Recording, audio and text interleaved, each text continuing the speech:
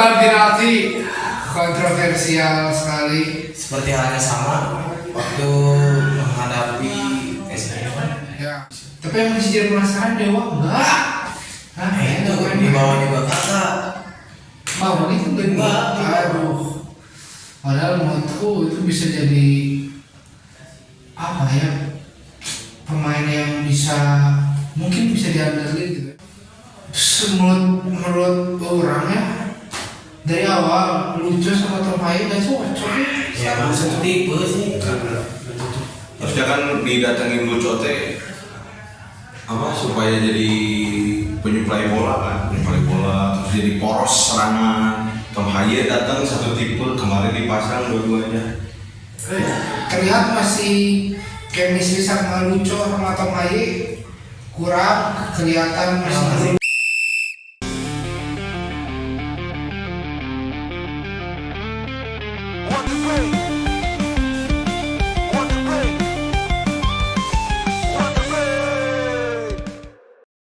Halo guys, balik lagi bersama kami para pemuda yang hobinya nonton bola dan siswa menganalisa pada arahnya curhat semata. Balik lagi bersama kita di konten ngebol.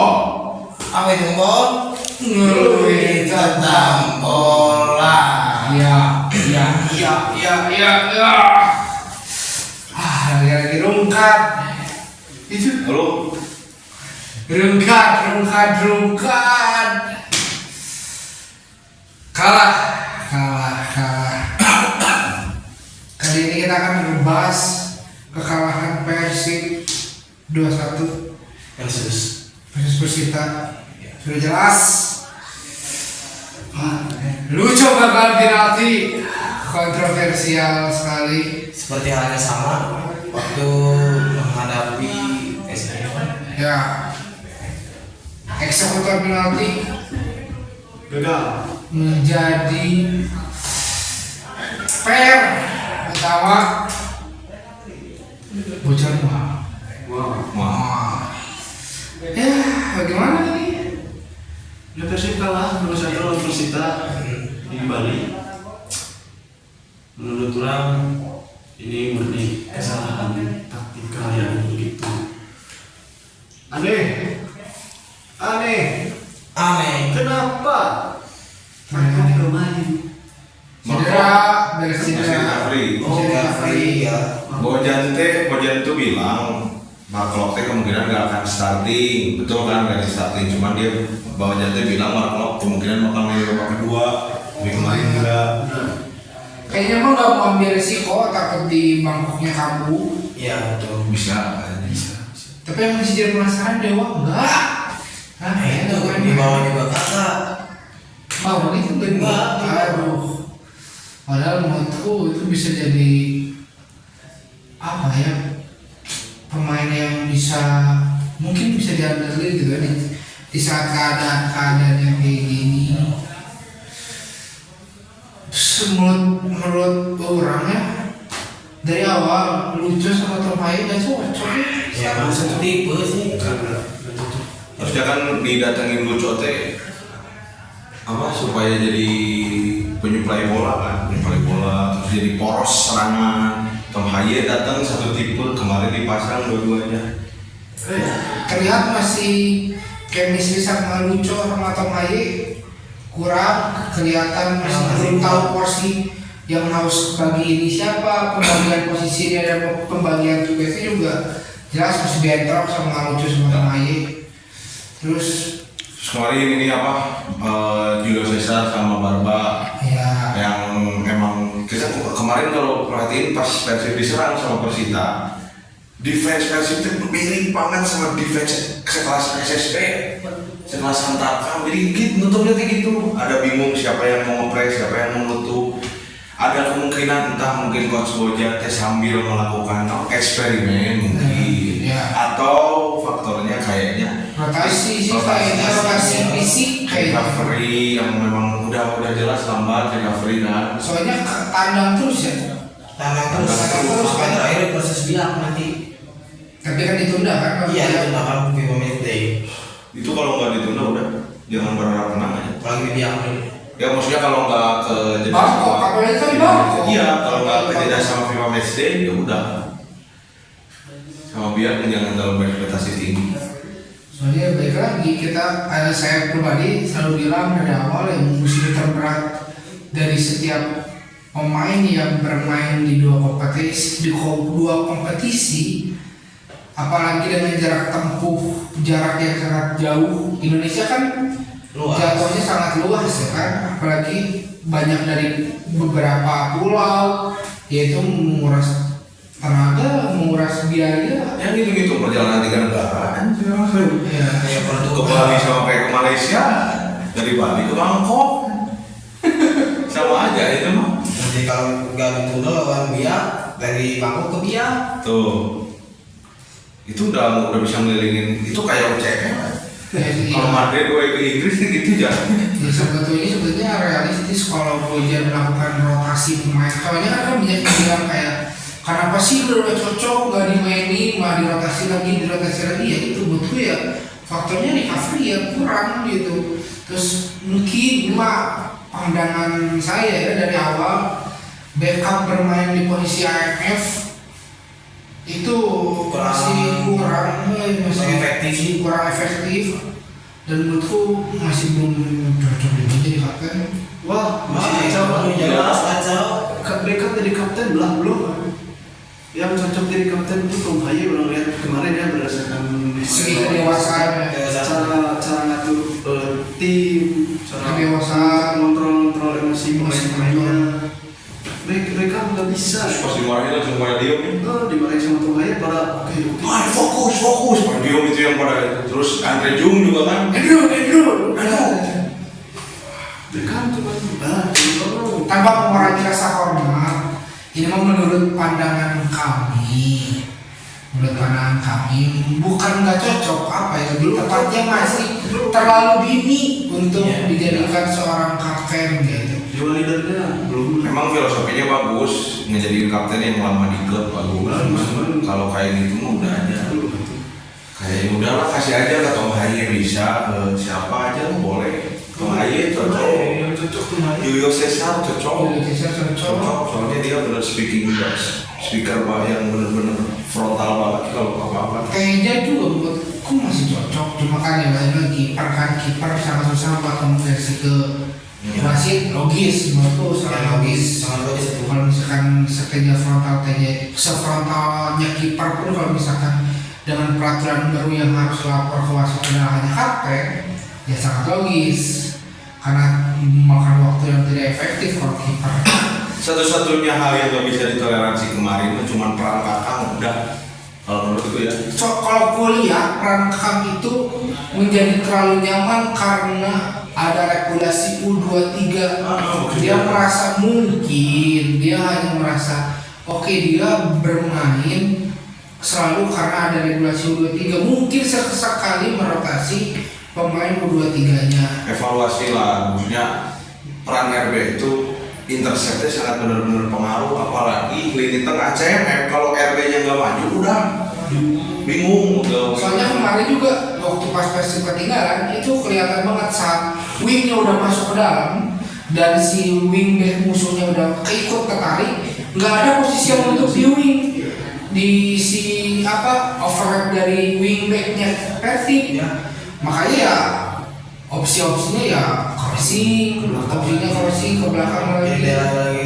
Di Regia karena ini nggak ada pilihan buat passing mau kemana. Maksudnya dari babak pertama sampai dari awal babak kedua sampai terakhir kan terus tuh nggak mau press ya, bener-bener parkir terus Persita terus ya udah ke belakang lagi bola ke belakang lagi. Kita juga ngerti sih maksudnya nggak ada pilihan opsi passing mau kemana. Jadi jarak antara pemain juga jauh. Jarak antar pemain jauh. Udah gitu kalah jumlah pemain lagi. Lihat kemarin di wing, setiap bola wing ada pemain Persita 2-3 orang yang nge-press di wing. Akhirnya mati wingnya semua. Ya karena apa? Dari setiap passing itu nggak ada opsi passing nih. Yang dari passing itu nggak tahu mau ngoper kemana lagi. Di lini tengahnya kurang backup, maupun dari wingnya nggak ada. Mungkin Eliano masih oke ya, Masih hidup. beberapa kali kipas juga buat yang di babak kedua Eliano kan hampir masuk yang bukan silang tapi jadi ketepis sama Headingan juga kan hampir masuk. Headingan siapa itu? Yang kemarin teh Si Baros. Baros, oh iya Baros headingan Baros. Cendro juga. Menurut ya. Mungkin kemarin mah belum rezekinya. Tapi memang maksudnya taktik segala sesuatu kita benar-benar percaya sama Bojan. Cuman kemarin terlalu terlihat blundernya itu terlalu klimaks, terlalu terlihat sama mata gitu.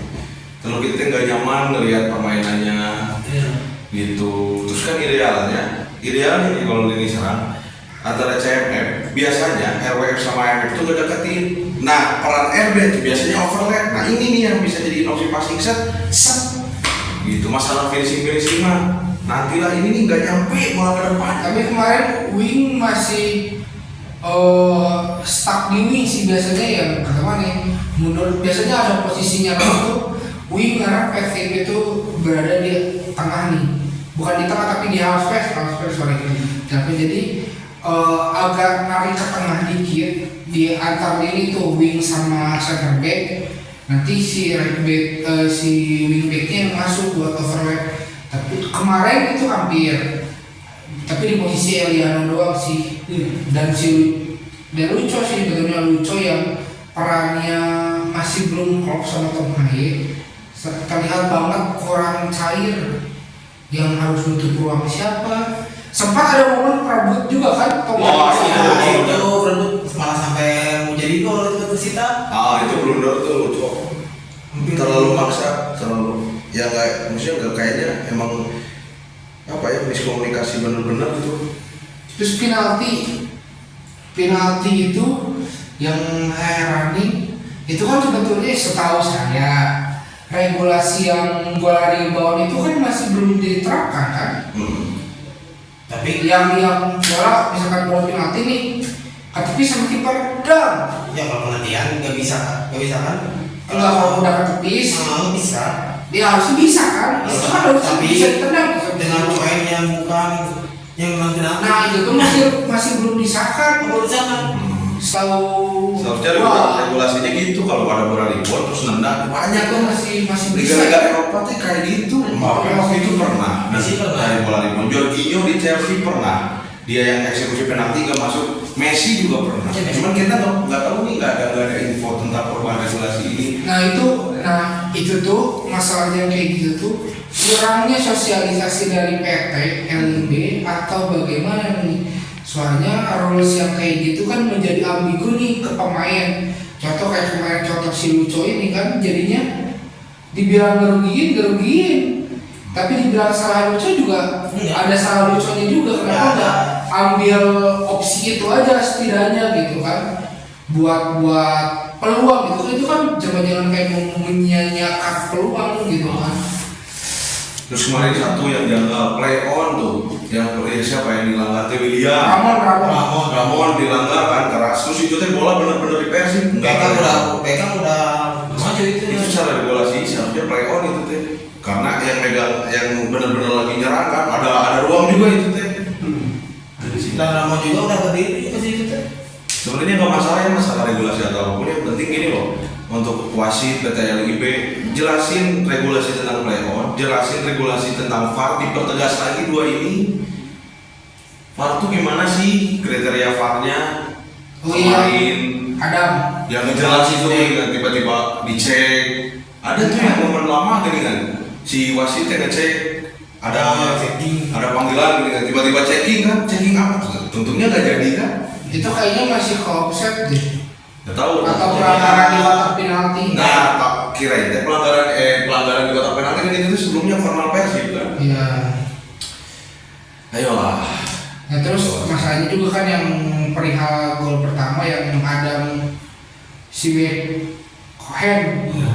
Nah itu kan mau nggak mau nggak bisa dicek regulasi VAR kan karena bukan masuk rules buat dicek. Jadi ya mau nggak mau. Ya itu juga evaluasi buat kiper. Menurutku itu bisa dibilang blunder kiper yang Adam gol pertama.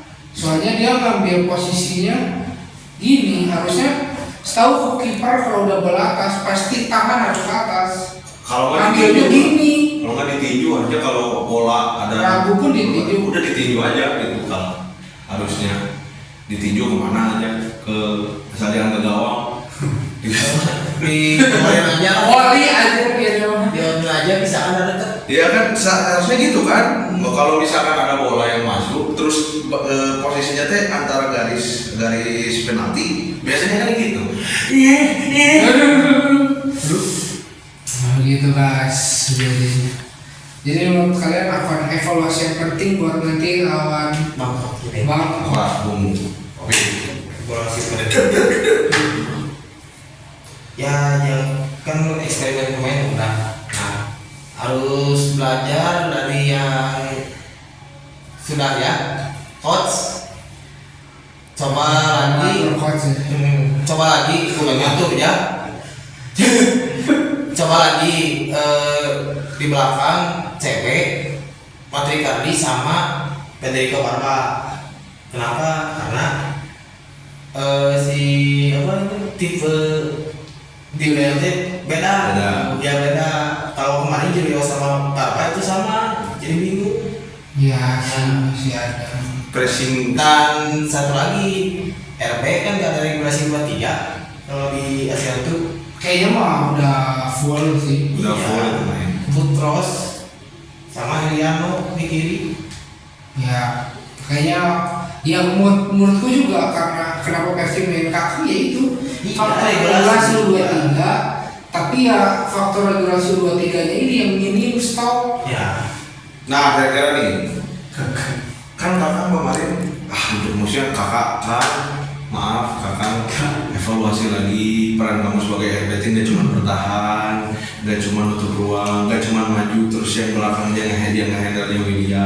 Kemudian kan gitu ya kakak. Nah, kira-kira nih selain kakak yang pantas misi slot 23 siapa?